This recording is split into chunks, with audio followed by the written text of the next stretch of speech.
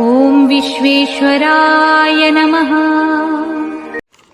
हमारी अगली कथा है काशी विश्वनाथ ज्योतिर्लिंग की। यह ज्योतिर्लिंग उत्तर प्रदेश के काशी क्षेत्र में स्थित है। इस ज्योतिर्लिंग की कथा ऐसे है कि जब प्रजापिता ब्रह्मा जी सृष्टि की रचना कर रहे थे तो उन्होंने सबसे पहले स्त्री और पुरुष तत्वों की रचना की और फिर उन्होंने सृष्टि पर अनेक प्रकार की पशु पंछी जीव जंतु पेड़ पौधों की रचना की। यह समय सृष्टि की स्थापना का था। जब पूरी सृष्टि की और ब्रह्मांड की स्थापना पूरी हुई तो ब्रह्मा जी ने इस पूरे संसार की पालना की जिम्मेवारी विष्णु जी को दी। विष्णु जी अपनी अर्धांगिनी माता लक्ष्मी जी के साथ इस सृष्टि का पालन पोषण बड़े प्यार से करने लगे। वह सृष्टि के हर जीव प्राणी को माता पिता जी से पालना देने लगे। ऐसे ही समय बीतता गया। तभी लक्ष्मी नारायण को शिव जी की तपस्या के लिए पृथ्वी लोक पर पवित्र स्थान निर्माण करने की इच्छा हुई। एक ऐसा स्थान जहाँ भक्ति और ज्ञान का संगम हो, जहाँ सभी मनुष्य आत्माएं साधु संत महात्माएं तपस्या कर भगवान शिव को प्रसन्न कर सके। तभी लक्ष्मी नारायण ने साथ में बैठकर भगवान शिव की आराधना की। तभी उनकी तपस्या से प्रसन्न होकर परमात्मा शिव ने पंचक्रोशी नाम का एक गांव का निर्माण किया, जो कि आगे चल के काशी के नाम से प्रसिद्ध हुआ। भगवान शिव के इस चमत्कार से विष्णु जी बड़े ही प्रभावित हो गए। उन्होंने आश्चर्य से अपने मस्तक को हिलाया तो उनके कानों के कुंडल नीचे धरती पर गिर पड़े। उसी स्थान को मणिकर्णिका नाम पड़ा। भगवान शिव से स्थापित इस काशी क्षेत्र पर भगवान शिव पूरे विश्व के नाथ काशी विश्वनाथ के नाम से प्रसिद्ध हुए। आगे चलकर जब पृथ्वी पर प्रचंड प्रलय आया तब भगवान शिव ने काशी क्षेत्र को अपने त्रिशूल पर आश्रय दिया और जब विष्णु जी ने मत्स्यावतार लेकर पृथ्वी को इस प्रलय से बचाया तब भगवान शिव ने वापस काशी को अपने त्रिशूल से उठाकर इस पृथ्वी पर छोड़ दिया। कलयुग के समय पर आज भी यह स्थान भक्ति और साधना के लिए पवित्र माना जाता है। गंगा नदी के किनारे बसे इस शिव मंदिर के साथ ही यहाँ बहुत सारे घाट हैं जहाँ चिताएं जलती रहती है। आसपास बहुत सारे छोटे बड़े मंदिर हैं। ऐसे मानना है कि जब भी काशी में कोई संकट या प्राकृतिक आपदा आती है तो भगवान शिव काशी क्षेत्र की रक्षा करते हैं। दोस्तों, अभी हम इसका आध्यात्मिक अर्थ जानते हैं। प्रजापिता ब्रह्मा जब सृष्टि की स्थापना करते हैं तब वह ब्राह्मणों द्वारा नई सृष्टि की रचना रचते हैं और साथ ही में परम पिता शिव परमात्मा पतित पुरानी विकारों में डूबी इस कलयुगी दुनिया का विनाश करते हैं। इस पूरे प्रक्रिया में जो भी मनुष्य आत्माएं शिव परमात्मा की श्रीमत पर चलकर अपना जीवन उनके याद में बिताते हैं, शिव बाबा को याद करके अपने जीवन को सद्गुणों से श्रृंगार कर विकारों को निकाल देते हैं, ऐसे ब्रह्मा कुमार कुमारियों को शिव बाबा त्रिशूल पर सुरक्षित रखते हैं और फिर नई दुनिया स्वर्ग सतयुग में भेजते हैं। यहाँ पर त्रिशूल का अर्थ होता है तीन शूल। परमपिता परमात्मा हमें त्रिनेत्री त्रिकालदर्शी और त्रिलोकीनाथ बनाते हैं और साथ ही में हमें नई दुनिया की बादशाही देकर माया की प्रलय से बचाते हैं। परमपिता शिव बाबा हमें ज्ञान स्नान से पावन बनाते हैं, जिसे ही भक्ति मार्ग में गंगा स्नान से प्रतीकात्मक दिखाया है। इस मंदिर को बहुत बार क्रूर आक्रमणों द्वारा तोड़ा गया है। 1780 में महारानी अहिल्याबाई होलकर ने इस मंदिर का नवनिर्माण किया। दोस्तों, अब काशी आ ही गए तो थोड़ा आसपास घूम के आते हैं। गंगा नदी के तट पर बसे इस सुंदर शहर में बहुत सारी जगह देखने लायक है, जैसे कि शाम को होने वाली गंगा आरती तो बहुत प्रसिद्ध है। वहीं पर मणिकर्णिका और अन्य सारे घाटों पर जलने वाली चिताएं हमें वैराग्य और जीवन की अंतिम स्थिति का दर्शन कराती है। वहीं पर वाराणसी में रत्नेश्वर महादेव नाम से एक मंदिर प्रसिद्ध है। यह मंदिर 19वीं सदी में बनाया गया था। इस मंदिर की खास बात यह है कि यह मंदिर 9 डिग्री में झुका हुआ है। इटली के लीनिंग टावर ऑफ पिसा जो 4 डिग्री में झुका हुआ है, उसके कंपैरिजन में यह भारत का एक अजूबा है। यह मंदिर खुद में एक अद्भुत चमत्कार है। साल के ज़्यादातर महीने यह मंदिर नदी में डूबा हुआ रहता है। यह एक आर्किटेक्चर फेलियर है या कोई दैवी चमत्कार, यह तो चर्चा का विषय है। लेकिन अगर इसका हम लोग आध्यात्मिक अर्थ निकाले तो जो कलयुग का अंतिम समय चल रहा है, जहाँ पर सारी दुनिया माया के प्रभाव में विकारों की खाई में गिर रही है, ऐसे समय में भगवान शिव ही हमें ऐसे परिस्थिति से बचा रहे हैं। यह मंदिर इसी बात का संदेश दे रहा है। अभी हम जानेंगे काशी करवट के बारे में। दोस्तों, काशी में एक मंदिर में एक कुआं है जहाँ पर पहले एक तलवार लटकी हुई रहती थी और नीचे शिवलिंग था। भक्त लोगों की यह भावना थी कि इस तलवार से जो जीते जी कटकर मर जाएगा उसे मोक्ष की प्राप्ति होगी। इस बात पर विश्वास रखकर श्रद्धा के नाम पर बहुत से लोगों ने यहाँ पर जान चली गई। सैकड़ों लोगों ने यहाँ पर अपनी बलि चढ़ा दी। बाद में सरकार ने इस प्रथा पर रोक लगा दी। आज भी यह कुआं और शिवलिंग यहाँ पर है। दोस्तों, इस पूरी घटना का आध्यात्मिक अर्थ यह है कि हमें परमात्मा शिव पर जीते जी बलिहार जाना है। इसमें आत्महत्या करने वाली कोई बात नहीं है। जीवघात करना यह सबसे बड़ा पाप माना जाता है। हमें तो भगवान पर प्यार से न्यौछावर जा होना है। हम रात को सोते समय बार बार अपनी करवट बदलते हैं ताकि हमारे शरीर को ठीक तरह से आराम मिल सके। एक ही बाजू से ज़्यादा देर सोने पर हमारा शरीर अकड़ जाता है। करवट बदलना अर्थात दिशा बदलना। हमें भी अपने जीवन में जो हमारा मन विकारों की तरफ, माया की दुनिया की तरफ हुआ है, उसे बदलकर भगवान की याद में लगाना है। इसे ही करवट बदलना कहते हैं और यही असली काशी करवट का अर्थ है। हमें शिव पर 5 विकारों की बलि देकर कलयुग से करवट बदलकर सतयुग की तरफ देखना है। ॐ त्र्यम्बकेश्वराय नमः। दोस्तों, अभी हम त्र्यंबकेश्वर महादेव ज्योतिर्लिंग की कथा सुनेंगे। यह ज्योतिर्लिंग महाराष्ट्र के नासिक जिले में ब्रह्मगिरी पर्वत पर स्थित है। एक बार अनेक वर्षों तक यहाँ बरसात नहीं हुई थी, तो सभी मनुष्य और पशु प्राणी इस जगह को छोड़कर जाने लगे। इस समस्या के समाधान के लिए महर्षि गौतम ने 6 महीने तक तप करके वरुण देव को प्रसन्न किया। वरुण देव ने महर्षि को एक तालाब खोदने की आज्ञा दी और वरुण देव ने उस तालाब को दिव्य जल से भर दिया। उस तालाब के कारण यहाँ पर इस जगह पर हरियाली वापस आ गई और सभी मनुष्य तथा पशु पंछी जो इस गांव को छोड़कर गए थे वापस लौटकर आ गए। इस प्रकार से पूरे गांव में गौतम ऋषि की बड़ी प्रशंसा हुई। गौतम ऋषि के तपस्या से इस तालाब की उत्पत्ति हुई और पूरे गांव में पानी की व्यवस्था हुई। यह बात दूर दूर तक फैल गई। लोग दूर दूर के राज्यों से यह दिव्य तालाब देखने आते थे और गौतम ऋषि की प्रशंसा करते थे। लोगों का उन पर विश्वास बैठ गया था। इसलिए गांव में किसी के भी घर में कुछ मंगल कार्य या धार्मिक विधि करनी होती थी तो सभी गौतम ऋषि को ही बुलाते थे। इस प्रकार गौतम ऋषि जी का घर परिवार और आश्रम अच्छी रीति से चल रहा था। लेकिन इसी बात से गांव के बाकी ऋषि मुनि साधु संत जलने लगे, क्योंकि गौतम ऋषि के कारण अब उनके पास अब कोई नहीं आता था। अब उनके दान दक्षिणा भी कम मिलने लगी थी। तभी साधु संत ने ईर्ष्या के कारण गौतम ऋषि का कुछ तो उपाय करने की योजना सोची। एक दिन गौतम ऋषि जी अपने खेत में काम कर रहे थे। तभी वहां पर एक गाय का बछड़ा आया और ऋषि के खेत में घास खाने लगा। यह देखकर ऋषि ने बछड़े के ऊपर से प्यार से हाथ घुमाया और अपने हाथों से उसको खिलाने लगे। तभी अचानक वह गाय का बछड़ा जमीन पर गिर पड़ा और उसकी मौत हो गई। पास ही में एक पेड़ के पीछे छुपे हुए साधु ने जोर जोर से चिल्ला के यह झूठी अफवाह फैलाई कि गौतम ऋषि ने एक बछड़े की हत्या की। गौतम ऋषि को बदनाम करने की उनकी योजना थी। ऋषि पर गौ हत्या का आरोप लग गया। सभी गांव में वालों ने ऋषि साधु संतों की बातों को सच मानकर ऋषि और उसकी पत्नी अहिल्या को गांव छोड़कर जाने की सजा सुनाई। उसके बाद ऋषि गौतम अपनी पत्नी अहिल्या सहित जंगल में रहने लगे और गौ हत्या के पाप से मुक्त होने के लिए तपस्या करने लगे। उन्होंने 12 महीने कठिन तपस्या की। उनकी तपस्या से प्रसन्न होकर निराकार शिव परमात्मा वहां पर ज्योतिर्लिंग शिवलिंग के रूप में प्रकट हुए। भोलेनाथ शिव ने उसी स्थान पर गंगा नदी को प्रकट करके ऋषि को स्नान कराया और उन्हें पापों से और उन पर लगे झूठे आरोपों से मुक्त किया। महादेव शिव उन साधुओं को श्राप देने जा रहे थे। तब गौतम ऋषि ने उन्हें रोक कर कहा कि अगर वो लोग मुझे झूठे आरोपों में सजा नहीं देते तो मैं आपकी तपस्या कैसे करता और मुझे आपके दिव्य दर्शन कैसे होते। ऋषि की यह बात सुनकर भगवान शिव अति प्रसन्न हो गए और उसी स्थान पर विराजमान हो गए। भगवान त्र्यंबकेश्वर ने जो गंगा नदी प्रकट की थी वह आज उस स्थान पर गोदावरी नदी के नाम से प्रसिद्ध है। इसीलिए इस स्थान पर कुंभ मेला भी लगता है। चलो अब हम इस कहानी का आध्यात्मिक अर्थ समझते हैं। शिव परमात्मा हमारे परमपिता भी है। वह हमारे रक्षणकर्ता भी है। भगवान की उसके बच्चों पर हर समय नजर रहती है। हमें होने वाले कष्ट, परेशानी, दुखों को वह जानते हैं। दुनिया चाहे उनके भक्तों पर झूठे आरोप लगाए, लेकिन परमात्मा सच को जानते हैं। अपने बच्चों को मुश्किल परिस्थिति से ऐसे निकालते हैं जैसे मक्खन से बाल निकाला जाता है। सिर्फ आवश्यकता है परमात्मा पर अटूट विश्वास और प्यार की। वो देखते हैं कि मेरा बच्चा इन माया के तूफानों से, परेशानियों से कैसे पार कर सकता है। वह हमें हर कठिन परिस्थिति से पार लगाते हैं, हमारा उद्धार करते हैं। ॐ वैद्यनाथाय नमः। दोस्तों, अभी हम बैद्यनाथ ज्योतिर्लिंग की कथा सुनेंगे। लंकापति रावण कैलाश पर्वत पर भगवान शिव की आराधना कर रहा था।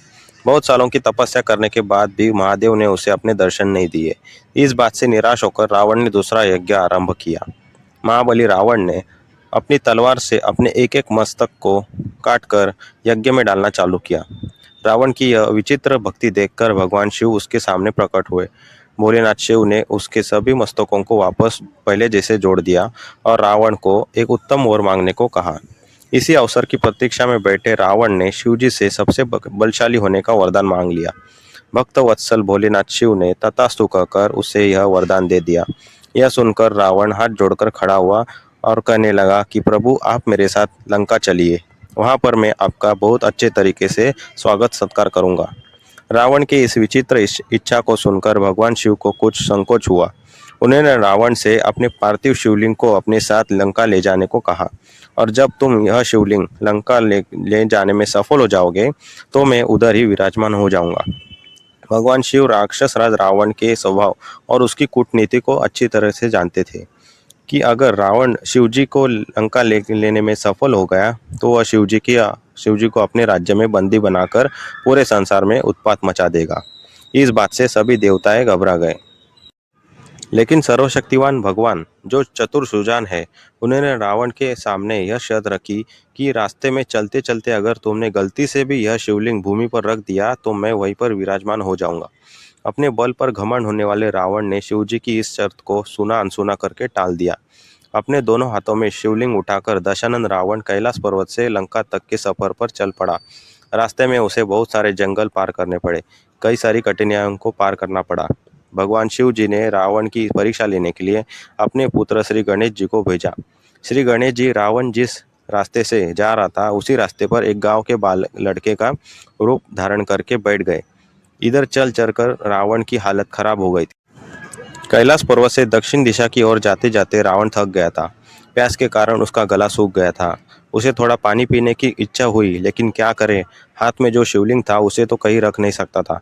ऐसे ही प्यास के कारण थका हारा राक्षस रावण श्री गणेश जी जहाँ बैठे थे वहां पर आ गया। रावण की नज़र उस गांव के बालक पर पड़ी। रावण ने उस बालक से इस शिवलिंग को थोड़ी देर के लिए पकड़ने की बात की। रावण ने कहा कि हे बालक, मुझे तुम्हारी सहायता की आवश्यकता है। क्या तुम इस शिवलिंग को थोड़ी देर के लिए संभाल सकते हो?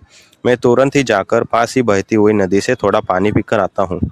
उस बालक ने हाँ बोलते ही रावण ने शिवलिंग को उस बालक के हाथ में सौंपते हुए नदी की ओर चल पड़ा। तभी पीछे से उस बालक ने आवाज लगाई कि सुनिए महाशय, थोड़ा जल्दी आइएगा। मैं ज़्यादा देर तक इस शिवलिंग के भार को उठा नहीं सकता।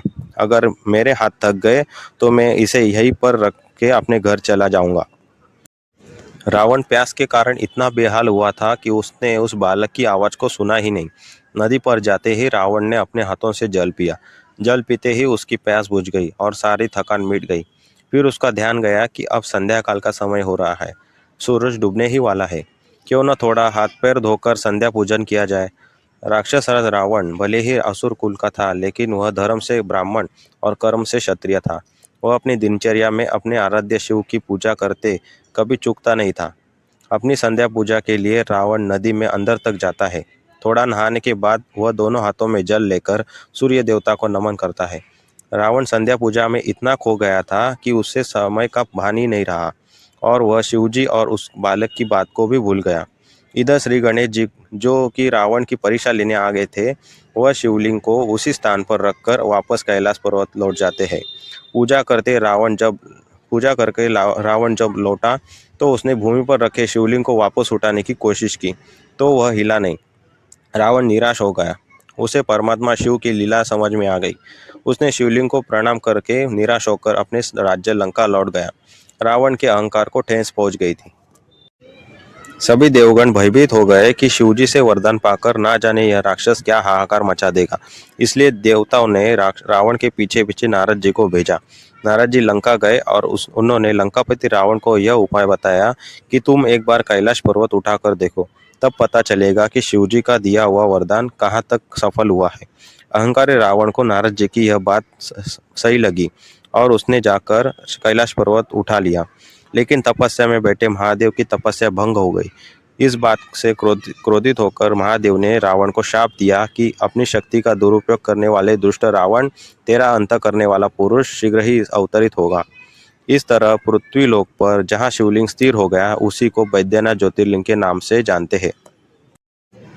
तो दोस्तों अभी हम इस कहानी और परमात्मा के बैद्यनाथ इस नाम के पीछे के अर्थ को जानेंगे। वैद्य का अर्थ होता है डॉक्टर, सर्जन, जो हमें बीमारियों से दवाई देकर बचाता है। डॉक्टर का काम होता है पेशेंट की अंदर की बीमारियों, कमजोरियों को पहचान कर उसे सही दवाई उपचार देकर उसे ठीक कर देना। भगवान शिव भी मास्टर सर्जन है। वह हम सब आत्माओं की अंदर की कमी, कमजोरियां, अवगुण, गंदगी रूपी बीमारियों को निकाल सद्गुणों से भर देते हैं। सबसे पहले हमने देखा कि रावण ने तपस्या करते हुए भगवान शिव को प्रसन्न करने के लिए अपने सभी 10 के 10 मस्तक काटकर यज्ञ में स्वाहा किए। इसका अर्थ यह है कि हमें परमात्मा से मिलना है।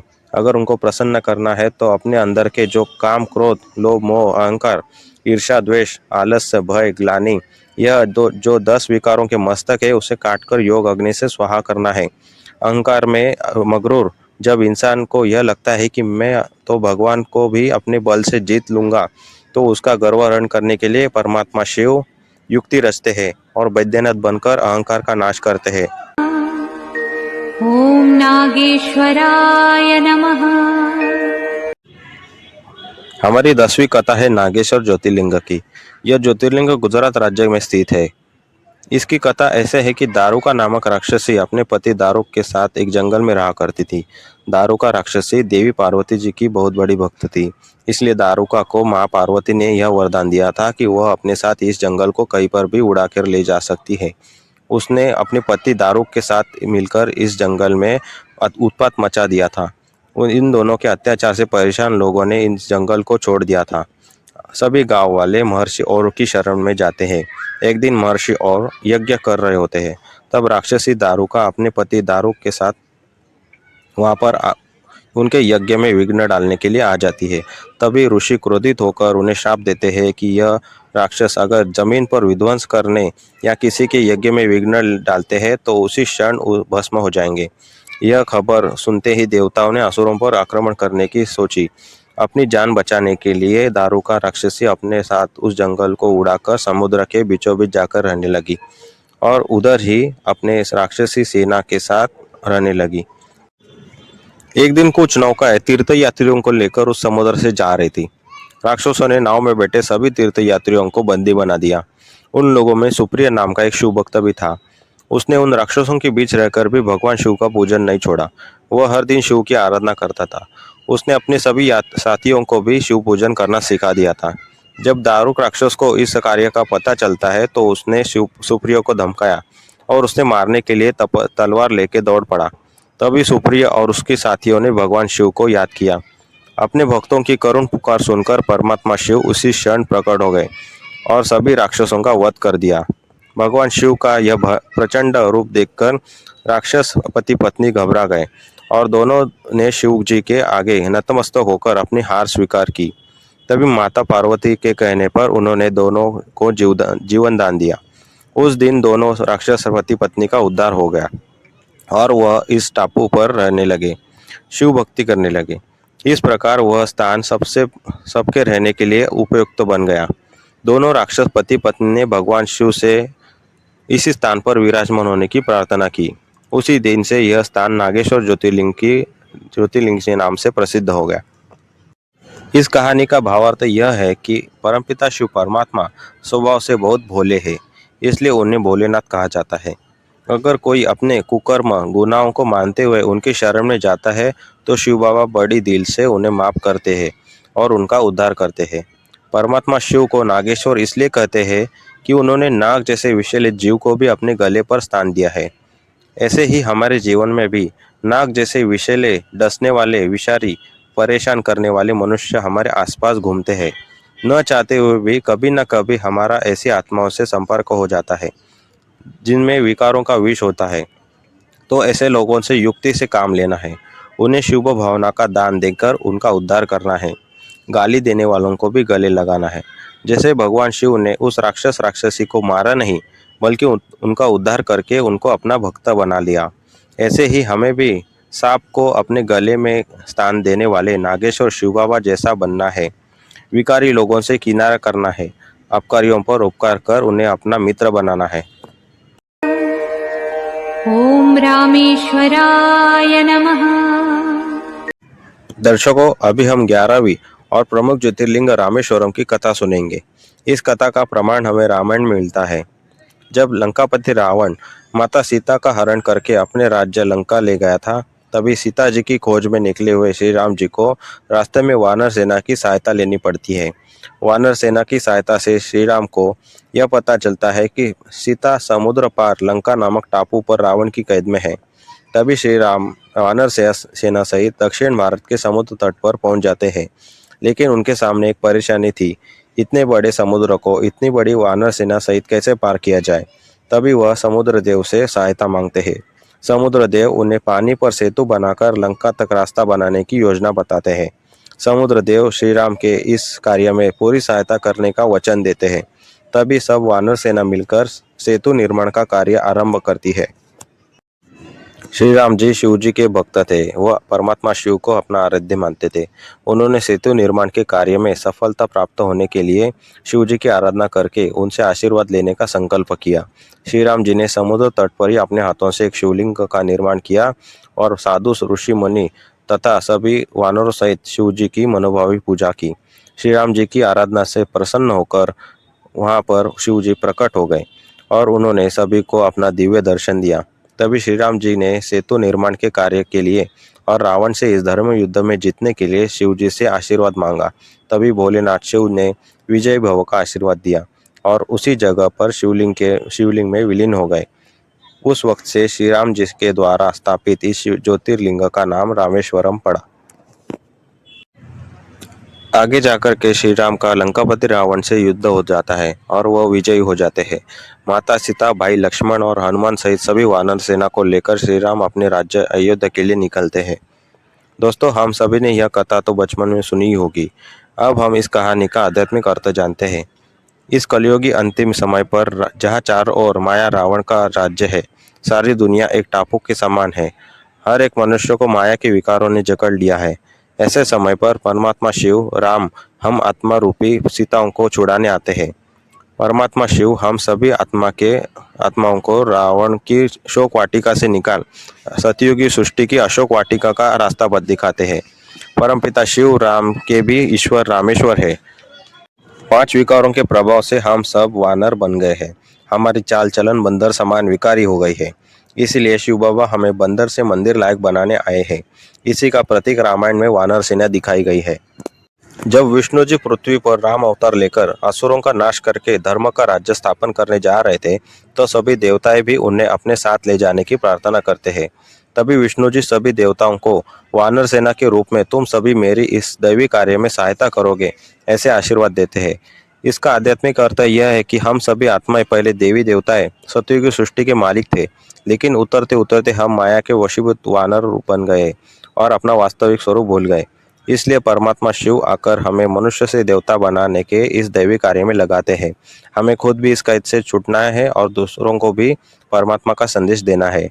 वानरों ने सेतु बनाते हुए एक एक पत्थर पर श्री राम का नाम लिखा और पानी में डाला। इस तरह हमें भी हर एक सेकंड, हर एक सांस को ईश्वरीय कार्य में परमात्मा शिव की याद में लगाकर अपने जीवन को इस भवसागर पार लगाना है। प्रभु की याद से ही हमारी जीवन नैया विषय सागर से शिव सागर में जाएगी। रामेश्वरम के पास ही धनुषकोडी नाम की एक जगह है, जिसे लास्ट लैंड ऑफ इंडिया यानी भारत का आखिरी जमीन का टुकड़ा कहते हैं। इस जगह की कहानी ऐसे है कि जब श्री राम जी युद्ध जीतकर सभी को साथ लिए लंका से अयोध्या की तरफ जा रहे थे, तभी उन्होंने अपने एक बाण से समुद्र सेतु को इसी जगह से तोड़ दिया था। श्री राम ने रावण का वध करने के बाद विभीषण को लंका का नया महाराज बनाकर उसको सिंहासन पर बिठाया था। श्री राम जी का यह कहना था कि मैं मेरी पत्नी के लिए यह सेतु बांधकर लंका आया था, लेकिन मेरे बाद में भारत का कोई भी राजा इस मार्ग से लंका पर आक्रमण ना करे, इसलिए उन्होंने इस पत्थर के पुल को बाण से तोड़ दिया। इसीलिए इस जगह को धनुषकोडी कहते हैं। इसका आध्यात्मिक अर्थ है कि हमें भी इस पापी विकारी दुनिया से अपना रिश्ता तोड़कर एक शिव बाबा से जोड़ना है। माया की दुनिया से कोई संबंध नहीं रखना है। ॐ भूस्मेश्वराय नमः। दर्शकों, अभी हम 12वीं और अंतिम ज्योतिर्लिंग घृष्णेश्वर की कथा सुनेंगे।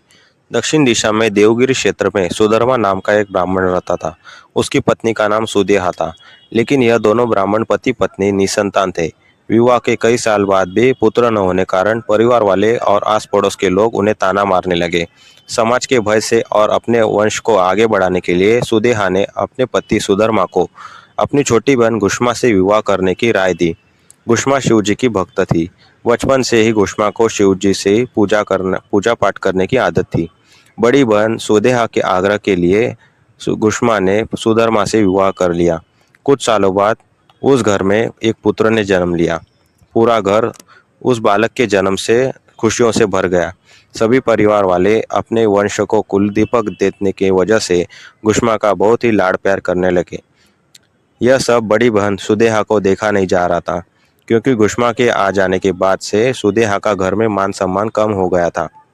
इसलिए अपनी छोटी बहन से ईर्ष्या के कारण ही उसने उस बालक को नदी में फेंक दिया। घुष्मा शिव जी की भक्त होने के कारण प्रतिदिन नदी में स्नान करके शिवलिंग की पूजा करती थी। उस दिन भी रोज की तरह पूजा की थाली लेकर जब वह नदी के किनारे पहुंची तो उसे अपना पुत्र नदी के किनारे बैठा हुआ मिला। तभी सुदेहा ने कुछ भी पता न होने का नाटक किया, लेकिन घुष्मा को शिव जी की लीला पर पूरा भरोसा था।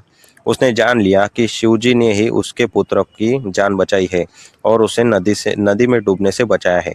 तभी घुष्मा ने बड़े भक्ति भाव से शिवलिंग की पूजा की। तभी शिवलिंग से परमात्मा शिव प्रकट होते हैं। वह सुदेहा को दंड देने के लिए आगे बढ़ते हैं, लेकिन घुष्मा उन्हें रोक लेती है। तभी महादेव शिव उस पर बहुत प्रसन्न हो जाते हैं और उसे अपने लिए एक वरदान मांगने को कहते हैं।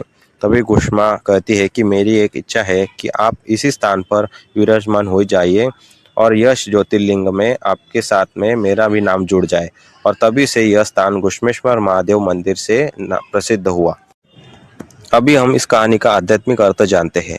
काम, क्रोध, लोभ, मोह और अहंकार, इन विकारों के साथ साथ ईर्ष्या, यह विकार भी बहुत हानिकारक होता है। किसी के प्रति होने वाली ईर्ष्या मनुष्य से दुष्कर्म कराती है। अगर हमें अपने अंदर से इस विकार को निकाल देना है तो हमें भी घुष्मा की तरह बनना है और निरंतर शिव की याद में रहना है। परिस्थिति कितनी भी आए, कैसी भी आए, लेकिन हमारा शिव बाबा के ऊपर का विश्वास डगमगाना नहीं चाहिए। एक बल, एक भरोसे से ही हम शिव परमात्मा का प्यार प्राप्त कर सकते हैं। तो दर्शकों, अभी हम इस पूरी वीडियो में 12 कहानियाँ सुनी और साथ ही में उनका आध्यात्मिक अर्थ भी जान लिया। हमने देखा कि किसी कहानी में परमात्मा शिव भक्तों का अहंकार नष्ट करते हैं, तो किसी कहानी में भक्तों की रक्षा के लिए दौड़े चले जा रहे हैं, तो किसी कहानी में भोलेनाथ शिव भक्तों की परीक्षा ले रहे हैं।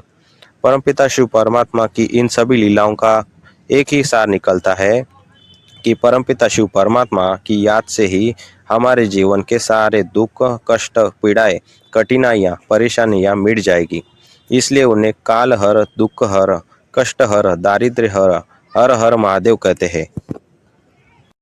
लेकिन उनको याद करने के लिए हमें राजयोग की शिक्षा लेना आवश्यक है और उसके लिए आपको प्रजापिता ब्रह्मा कुमारी ईश्वरीय विश्वविद्यालय के नज़दीकी सेवा केंद्र को जल्द से जल्द संपर्क करना होगा। यह संस्था ने इस साल अपने 90 साल पूरे किए और 90वीं महाशिवरात्रि मनाई। इस संस्था ने हमें शिव परमात्मा से रिश्ता जोड़ने को सिखाते हैं। साथ ही में राजयोग और ईश्वरीय ज्ञान की शिक्षा भी मिलती है। तो दोस्तों, देर किस बात की, आज ही अपने नज़दीकी सेवा केंद्र को अवश्य भेंट दें और परमात्मा शिव से मिलन का लाभ उठाएं। मिलते हैं अपने नए वीडियो में किसी नए टॉपिक के साथ। तब तक के लिए नमस्कार। ओम शांति, ओम नमः शिवाय। तीन लोक के मालिक शिव है, इस दुनिया के चालक शिव है। तीन लोक के मालिक शिव है, इस दुनिया के चालक शिव है। शिव है रास्ता, शिव है मंजिल, हम तो मामूली यात्री है। हर दिन शिव का दिन है बंदे, हर रात्रि शिवरात्रि है। हर दिन शिव का दिन है बंदे, हर रात्रि शिवरात्रि है। हर दिन शिव का दिन है बंदे, हर रात्रि शिवरात्रि है। तू ही तो मेरी पहली उम्मीद है, तू ही सहारा आखिरी है।